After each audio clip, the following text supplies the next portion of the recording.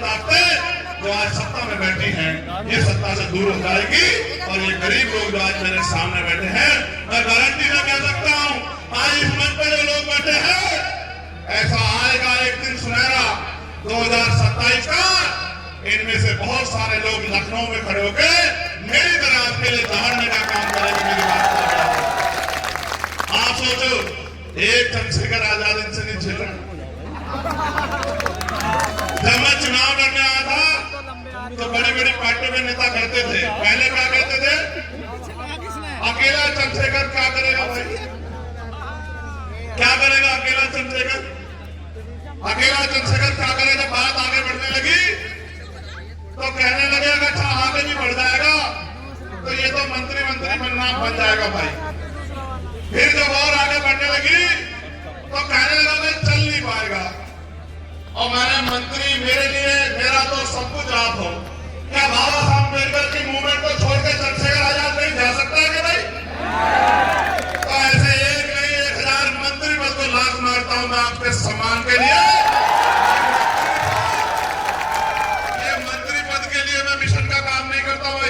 मेरी बात को आप याद रखना, मंत्री बनना होता, एमपी एमएलए बनने की लड़ाई होती तो ये काम 2019 में 20 में हो जाता है।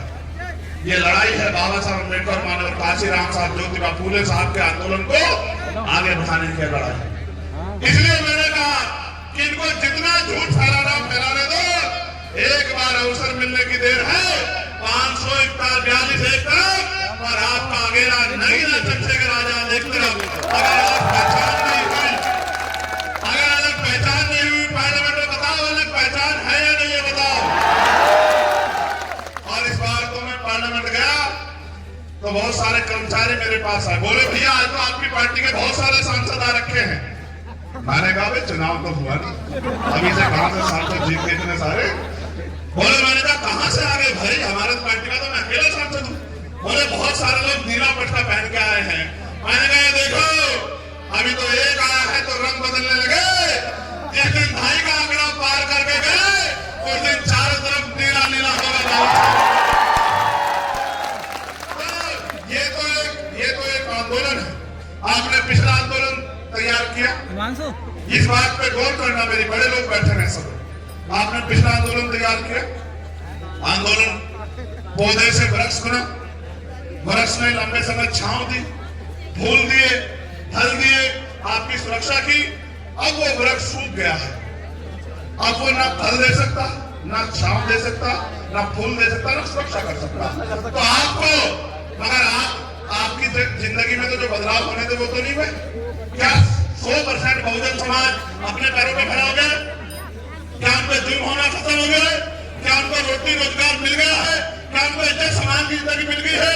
तो जिनको इज्जत सम्मान की जिंदगी नहीं मिली उनको तय करना चाहिए कि चेहरा भले बदल जाए लेकिन काम नहीं रुकना चाहिए। और काम आगे बढ़ेगा तो बहुत सारे वृक्ष तैयार होंगे और छांव भी मिलेगी, फूल भी मिलेगा, फल भी मिलेगा, सुरक्षा भी मिलेगी और आगे बढ़ने के रास्ते भी मिलेंगे। मैं तो धन्यवाद दूंगा पुनः, मैं तो देश की सेवा करता हूं, आप जानते हो। कोई ऐसा आदमी नहीं है जिसकी जो हमारे पास आए और हम उसकी लड़ाई लड़ने का काम नहीं करें, कोई ऐसा आदमी नहीं। लेकिन मैं आपसे कह रहा हूं चांदपुर वालों, मुझे ये भी बता दो इस बार चांदपुर में भी ताकत बना दोगे नहीं बना दोगे? इस बार चांदपुर में भी झंडा मजबूत कर दोगे नहीं कर दोगे?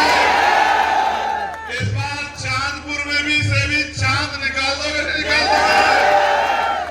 अगर चांदपुर वालों ने ठान लिया तो चांदपुर से जो हवा चलेगी, ये है गंगा आपके पास, चांदपुर से जो हवा चलेगी वो मुजफ्फरनगर में जाएगी, मेरठ में जाएगी, सहारनपुर में जाएगी, अमरोहा, संभल, मुरादाबाद में जाएगी। आपको यहाँ कुछ भी गिर दो गंगा में, वो पहुंच जाएगा आगरा, वो पहुंच जाएगा दिल्ली। आप अगर प्रयास करोगे तो पता नहीं क्या क्या हो जाएगा। इसलिए मैं कहना चाहता हूँ, आज मेरी माएं बहनें बैठी, बहुत मन करता है उनके हाल देख के कि उनके लिए किया जाए, लेकिन कोशिश जारी है। समय लग सकता है लेकिन इस बार संकल्प अधूरा नहीं है। इस बार संकल्प मजबूत है। इसलिए मैं आपसे कहना चाहता हूं कि मैं आपसे मदद मांगने के लिए आया हूं। क्या मांगने आया हूं? नहीं, मदद के नाम पे हल्के पड़ रहे हो। सुनो, बताओ क्या मांगने आया हो? अच्छा, मैं एक बात और बताता, मेरे याद आ गई। ओमपाल जी बता दो। मैं केतली रह के जब गांव में जाता था, मैं कहता था भाई चुनाव लड़ने के लिए पैसा भी चाहिए। हमारे लोग एक एक रुपया जुटाते हैं। मैं शब्दों में बयान नहीं कर सकता हूं, बड़ा कठिन है मेरे लिए कहना। मैंने ऐसे ऐसे लोग देखे, उनका कर्ज है मेरे ऊपर, अपना खून की एक बूंद भी उनके लिए दे दूं तो उनका एहसान कभी चुका नहीं सकता। मैंने ऐसे ऐसे लोग भी देखे, कुर्ता फटा हुआ है, धोती फटी हुई है, जेब में से एक टोपी निकाली और टोपी की 10 तह खोली, उसमें से एक 100 का नोट निकाला और मेरे सर पे हाथ रख के वो पैसा केतली में डाला और मुझसे कहा कि जा आगे बढ़कर तुम जीते। मैंने ऐसे ऐसे लोग देखे। मैं बिजनौर के लोग बड़े स्वाभिमानी है, इस बात को मैं पूरे गर्व से कह सकता हूँ। मैंने ऐसे भी लोग देखे,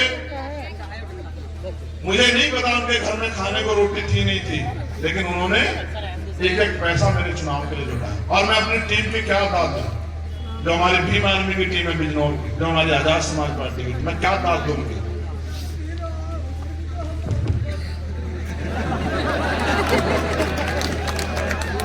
क्या दाद दूं उनके काम में? हेलो,